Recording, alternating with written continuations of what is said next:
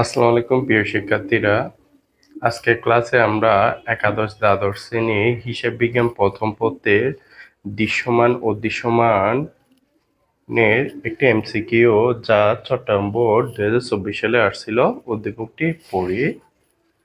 যাকে ট্রেডার্সের ব্যবসা প্রতিষ্ঠানের যন্ত্রপাতির উপর 10% অবচয় ধার্য 10% অবচয় ধার্য করে 50,000 টাকা পুস্তক মূল্য একটি যন্ত্রপাতির পুঞ্জীভূত অবচয় 15,000 টাকা। পুঞ্জীভূত অবচয় 15,000 টাকা। আমাদের প্রশ্নে বলছে যন্ত্রপাতির ক্রয় মূল্য কত। তাহলে যন্ত্রপাতিটি কত টাকা দিয়ে ক্রয় করছি, তাহলে যন্ত্রপাতির ক্রয় মূল্যটা বের করব।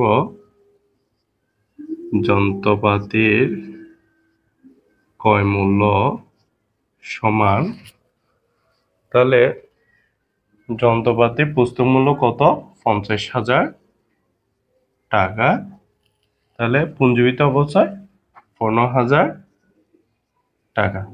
পুস্তক মূল্যের সাথে পুঞ্জীভূত অবচয় যোগ করলে যন্ত্রপাতির ক্রয় মূল্যটা পেয়ে যাও। 50,000-এর সাথে 15,000 যোগ করলে হয় 65,000 টাকা। তাহলে গ নাম্বারটি সঠিক। এরপরে প্রশ্ন বলছে যে যন্ত্রপাতির বর্তমান বিক্রয় মূল্য 45,000 টাকা হলে বিক্রয় মূল্য 45,000 টাকা হলে কত লাভ বা ক্ষতি হবে।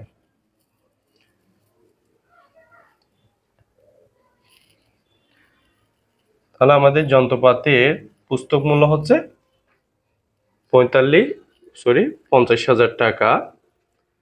তাহলে যন্ত্রপাতি বিক্রয় মূল্য হচ্ছে কত টাকা? 45,000। তাহলে 50,000 টাকা হচ্ছে বর্তমান মূল্য, কিন্তু বিক্রি হচ্ছে কত? 45,000। তাহলে লাভ হবে না ক্ষতি হবে? তাহলে ক্ষতি সমান, তাহলে পুস্তক মূল্য থেকে বিক্রয় মূল্যটা বাদ দেব। 50,000 বিয়োগ 45,000 টাকা, তাহলে আমাদের 5,000 টাকা ক্ষতি হবে। তাহলে খ নম্বর আনসারটি সঠিক। তাহলে কিভাবে বের করব ক্ষতি? পুস্তক মূল্য হচ্ছে বর্তমানে এখন মেশিনটির বর্তমান মূল্য, তাহলে বিক্রি করছি 45,000 টাকা দিয়ে। মেশিনটির মূল্য ছিল 50,000, কিন্তু বিক্রি করছি 45,000, তাহলে 5,000 টাকা কি হলো? ক্ষতি হলো।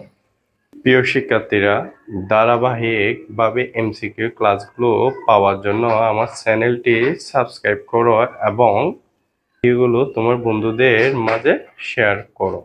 ধন্যবাদ।